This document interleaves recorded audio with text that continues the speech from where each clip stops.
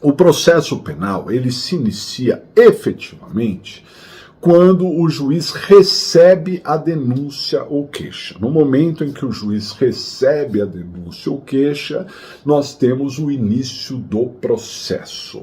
Legal? Muito bem.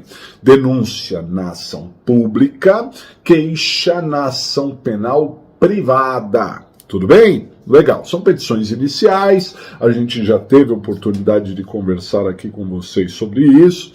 Como qualquer petição inicial de qualquer ramo do direito, elas são formadas, são cercadas, né, de formalidades. Então uma queixa tem que ser bem feita, uma denúncia tem que ser bem feita, principalmente em respeito àquilo que consta do artigo 41 do CPP. O artigo 41 do CPP dá a base do que precisa ter ali na denúncia ou na queixa, né?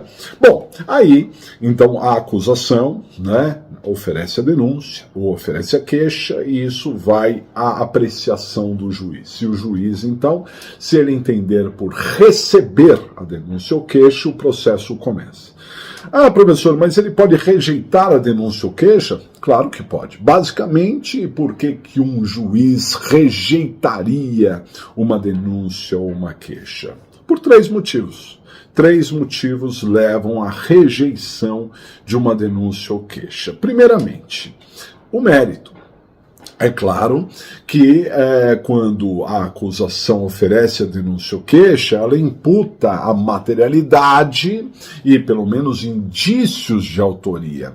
A propósito, pessoal, quando se fala em processo penal da fumaça do bom direito, o fumus boni iuris, que é conhecido aí em diversas áreas, né? Quando a gente usa essa expressão fumaça do bom direito no processo penal, a fumaça do bom direito significa materialidade e indícios de autoria. Materialidade é a certeza de que ocorreu uma infração penal. E indícios não precisa ser uma prova de autoria. Indício é um caminho que leva à prova. Por exemplo, o indício é ouvir dizer: ah, você sabe quem fez isso ou fez aquilo? Não, eu não sei, mas eu ouvi dizer que foi fulano. Ah, mas você viu? Você viu fulano? Não, eu ouvi dizer aí que foi o fulano, tá certo? Isso é um indício. Se esse indício vai ser suficiente ou não, é um caminho que leva à prova, né, pessoal? Porque se aquela pessoa ouviu dizer que foi fulano de tal, ela ouviu dizer em algum lugar, ela ouviu dizer de alguém, né? Então a polícia, através ali dos seus setores de investigação, pode muito bem ir atrás, conversar. Onde que você ouviu dizer? Ah, eu ouvi dizer naquele bar. Ah, a polícia vai lá naquele bar, conversa com um, conversa com outro, conversa lá com o dono do bar, com os funcionários, frequentadores. Ó, fulano ouviu dizer aqui que, né, aconteceu isso, aquilo. Ah, não, sim, tal. De repente se encontra aquilo. Por isso é um indício. Então, como eu dizia, para que o juiz aceite o processo, ele precisa ter a fumaça do bom direito. Ele precisa ter a materialidade, que é a certeza de que ocorreu um crime, e ao menos indícios de autoria. Compreendido? Maravilha. Só que ele pode discordar disso. De repente, o órgão de acusação, o Ministério Público na ação pública, a vítima na ação privada, olha ali e fala assim: tem materialidade, tem indícios, muito bem. E vem o juiz e olha e fala: não tem materialidade, não tem indícios, enfim, ou tem materialidade, mas não tem indícios, né? E dessa forma o juiz pode rejeitar. Tudo bem? Isso no mérito. O segundo motivo para uma rejeição de denúncia ou queixa seria uma questão processual. Não é? Como nós dissemos, a petição inicial, seja denúncia ou seja queixa, ela é cercada de formalidades. E essas formalidades, elas não estão na legislação à toa, elas precisam ser cumpridas. E, de repente, quem formula a petição inicial a formula com algumas falhas. Né? E aí nós temos a famosíssima inépcia da acusação. Né? De repente, a acusação é cercada de inépcia. E nesse sentido, então, o juiz pode rejeitar. O terceiro motivo em que faria um juiz rejeitar uma denúncia ou uma queixa seria uma causa de extinção da punibilidade, né? Porque aí, independente de termos materialidade, indício de autoria, e a peça estar formulada adequadamente, bem feita, tudo certinho, a verdade é que, de repente, o Estado perdeu a capacidade de punir o agente por uma causa de extinção da punibilidade, por exemplo, a prescrição. Então, se já prescreveu, o juiz também não receberia, ele rejeitaria a denúncia ou queixa. O fato é que tem dois pontos muito importantes aqui neste momento crucial do recebimento da denúncia ou queixa. Aliás, 3 pontos. O primeiro deles é que a denúncia ou queixa, quando recebida, interrompe o prazo prescricional. Né? Isso está de acordo com o artigo 117, inciso 1º do Código Penal. Né? A primeira causa de interrupção da prescrição. Então é um marco divisório importante. Segundo ponto, da decisão que rejeita a denúncia ou queixa, vamos imaginar que a acusação entrou com a denúncia ou queixa, e ela foi rejeitada. Cabe, recurso em sentido estrito, dá para se recorrer, lembrando sempre que no GCRIM, no Juizado Especial Criminal, não tem reze. Portanto, da decisão que rejeita a denúncia ou queixa no GCRIM, cabe apelação.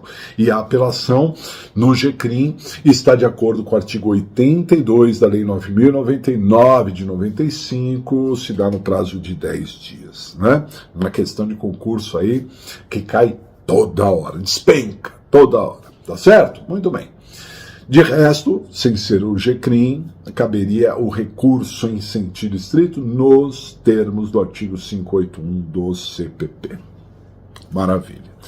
No entanto, da decisão que recebe a denúncia ou queixa, se o juiz entender por receber a denúncia ou queixa, não cabe recurso. Decisão que rejeita a denúncia. Rejeita, cabe recurso. Decisão que aceita, recebe a denúncia ou queixa, não cabe recurso. Não é? E isso tem a ver com o terceiro e último ponto que eu tinha para salientar aqui. Na verdade, neste momento inicial em que o juiz ele decide se deve receber ou não a denúncia ou queixa, ele pode ter dúvida, né? Pode ter dúvida. Poxa, não sei se eu recebo, se eu não recebo, sei lá, tal. Na dúvida, pessoal, neste momento inicial, indúbio não é pró-réu. Indúbio não é pró-réu. Neste primeiro momento, o indúbio é pró-societá. A dúvida pesa em favor da sociedade. O que eu quero dizer com isso? Se o juiz tiver dúvida entre receber ou não a denúncia ou queixa, ele deve receber. E isso, claro, tem tudo a ver com o fato de não caber recurso. Porque imagine, o juiz está em dúvida, não sabe se recebe ou não recebe, aí ele resolve receber. Como é que eu, parte interessada, que gostaria que o juiz rejeitasse, vou recorrer e dizer assim, olha, o juiz recebeu indevidamente, porque ele deveria ter rejeitado, afinal de contas ele estava na dúvida, então ele deveria ter rejeitado. né? Como é que eu posso argumentar a dúvida? Ah, não, ele não estava em dúvida, ele deveria ter recebido. Não tem como, né? Dúvida é dúvida. Se tiver o mínimo, né, de indícios de materialidade e autoria que gere esta dúvida para o juiz, ele deve receber. E é exatamente por isso que não cabe recurso, porque, de acordo com a Constituição Federal, artigo 93, inciso 9 da Constituição, toda decisão judicial tem que ser fundamentada. Mas a decisão que rejeita, rejeita precisa ser fundamentada. A decisão que recebe a denúncia ou queixa não precisa ser fundamentada. Como assim, professor? Não precisa seguir a Constituição? Uma exceção. Por quê? Porque até mesmo se o juiz tiver a dúvida, como é que ele vai fundamentar a dúvida? Eu estava em dúvida, a minha dúvida é verdadeira, eu realmente nem durmo com isso, por isso é que eu estou em dúvida. Não tem como fundamentar a dúvida. Então, desta maneira, se o juiz estiver em dúvida, ele recebe e ele não precisa efetivamente fundamentar, e é um dos motivos que não cabe recurso. Poderá caber até um habeas corpus para trancar a ação penal, isso é possível, né? Às vezes nós temos processos que não deveriam estar correndo por diversos motivos ali, né?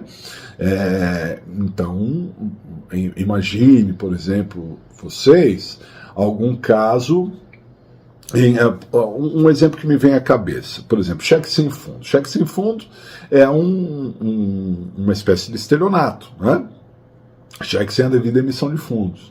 Hoje, muito menos utilizados os cheques, né? Muito menos. Eles existem ainda, né? Muitas pessoas ainda utilizam. Mas assim, comparado com alguns anos, muito pouco utilizado o cheque, né? Mas, enfim, o cheque, por muito tempo, foi utilizado até como forma de parcelamentos, etc. Bom, emitir cheque sem fundos é uma fraude, né? Porque quando eu emito um cheque, é um pagamento à vista. Em vez de eu andar com dinheiro, eu deposito esse dinheiro numa instituição bancária e eu dou uma ordem, um cheque ali, para o banco pagar a pessoa que é portadora daquela ordem. Pague a fulano de tal e isso. Aí ele vai lá no banco, ele está me mandando pagar, então você tem dinheiro aqui, eu vou te pagar. Então, quando uma pessoa recebe o cheque, ela está recebendo um pagamento à vista. Tudo bem? Como se fosse à vista. Só que às vezes eu não tenho dinheiro em conta e eu finjo que tenho. Então eu dou um cheque. Não, tá aqui o cheque. Aceita cheque? Oh, beleza. Esse cheque é borrachudo, ele bate e volta, né? E tem diversos nomes para isso, né? Bom, bem, tem esse crime. Legal. Só que aí o que acontece? O STF decidiu, né? O seguinte, o pagamento do cheque, isso está simulado, tá, pessoal? Então, diz o seguinte, olha só, o pagamento do cheque após o recebimento da denúncia ou queixa, não obsta ação. O pagamento do cheque, repito, é uma súmula. Aliás, fica consignado súmula 554 do STF. Então, diz lá, o pagamento do cheque após o recebimento da denúncia ou queixa não obsta a ação. O que quer dizer? Se está sendo processado por cheque sem fundo, se você durante o processo pagar, não vai impedir o processo vai seguir mesmo assim. É o que o STF está dizendo. Só que é contrário o senso. Quando o STF coloca um lapso temporal, quando ele diz assim, o pagamento do cheque após o recebimento da denúncia ou queixa, impede, ele está dizendo, não impede, ele está dizendo que o pagamento do cheque antes do recebimento da denúncia ou queixa impede. Se o STF entendesse que o pagamento do cheque não impediria a ação, ele diria isso, ó, o pagamento do cheque não impede a ação. Aí não tem lapso temporal. Em qualquer momento pagou o cheque e não adiantou nada. Mas ele colocou o pagamento do cheque após o recebimento não impede a ação, o que significa que o pagamento antes impede a ação. Então imagine, né, só para ilustrar, que o magistrado tem um caso de cheque sem fundo, estelionato, que já foi pago, que já consta nos autos, né, que foi pago, ou foi consignado, ou qualquer coisa nesse sentido, mesmo assim o juiz recebeu. Né? Então o juiz recebeu, não caberia recurso, mas eu entraria com habeas corpus para trancar a ação penal. Eu não ficaria esperando até o final, né? Eu entraria ali com habeas corpus para trancar a ação penal e parar por ali.